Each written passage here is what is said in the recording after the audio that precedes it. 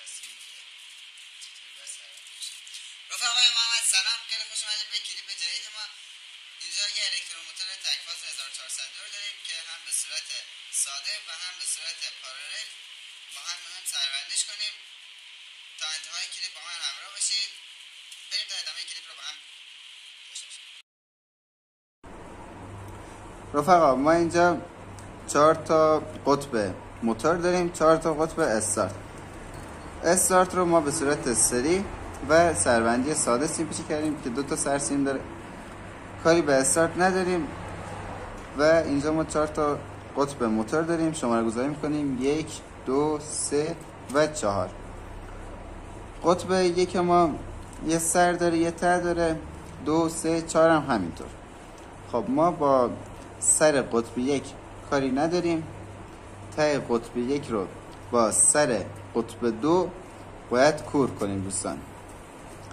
به این شکل اینا کور میشن، وارنیش میخوره. خب ما الان 1 و 2 رو سروندی ساده انجام دادیم و الان قطب 1 و 2 ما یه سر و یه ته داره. با سر گفتیم دوستان کاری نداریم، ته قطب 2 رو باید با سر قطب 3 دوباره کور کنیم دوستان.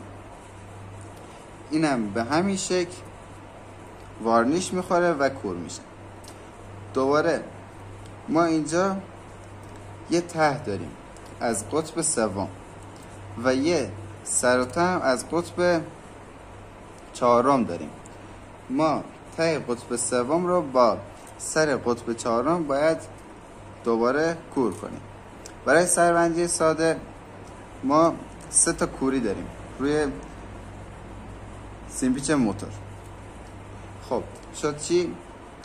قطب 1 قطب 2 سر و ته با هم کور شدن، سر قطب 2 با ته قطب 1 و دوباره قطب 2 و قطب 3 ته قطب 2 با سر قطب 3 به این صورت کور شدن و ته قطب 3 با سر قطب 4 دوباره اینجا کور شدن و ما یه سر و یه ته از سیمپیچ موتور برامون میمونه مثل استارت دوستان. ببینید استارت هم یه سر و یه ته داره. خب این شد سروندی ساده ما. حالا اگه ما بخوایم موتور ما سروندی پارالل باشه و پارالل بخوایم سروندیش کنیم به چه صورته؟ ببینید دوستان ما باید دو تا اینا رو به صورت سروندی ساده انجام بدیم. قطب 1 و قطب 2 رو به صورت ساده و قطب 3 و قطب 4 رو به صورت جداگانه سروندی ساده انجام بدیم. خب سروندی ساده ما به چه شکل بود؟ ته قطب 1 با سر قطب 2 با هم دیگه کور می شدن دوستان و یه سر یه ته از قطب 1 و 2 برای ما باقی میمونه. خب ما این دوتا هم کاری نداریم. این دوستان توجه فرمایید، این وارنیش میشه و اینجا کور میشه. خب با این دوتا ما الان کاری نداریم. میایم سراغ قطب سوم و چهارم. قطب سوم و چهارم ما به چه صورته؟ اینجا هم ما باید ته قطب سوم رو با سر قطب 4 به این صورت کور کنیم. این هم وارنیش میخوره و کور میشه.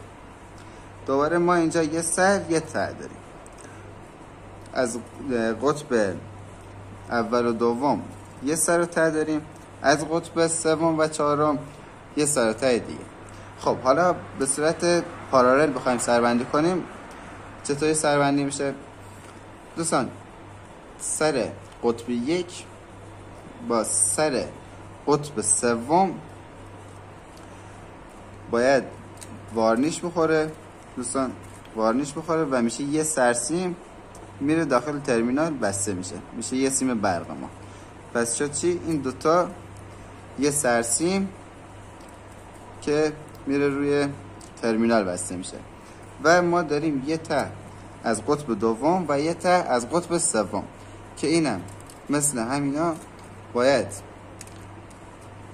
وارنیش بخورن و به سرسیم وصل بشن بیان روی ترمینال. خب این شد سروندی پارالل ما. مرور کنیم دوستان. ته قطب 1 با سر قطب 2 با هم کور میشن و یه سر و ته از قطب 1 و 2 برامون میمونه.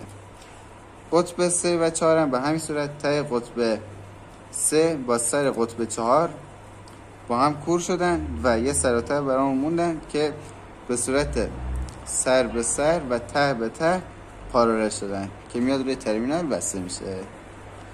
مرسی که تا انتهای کلیپ با من همراه بودید. امیدوارم که از این آموزش بهره ببرید و نظرتون هم تو کامنت بهم بگین. اگر هم کانالمون رو سابسکرایب نکردین حتما سابسکرایب کنید. خیلی دوستتون دارم. بریم تا آموزش بعدی.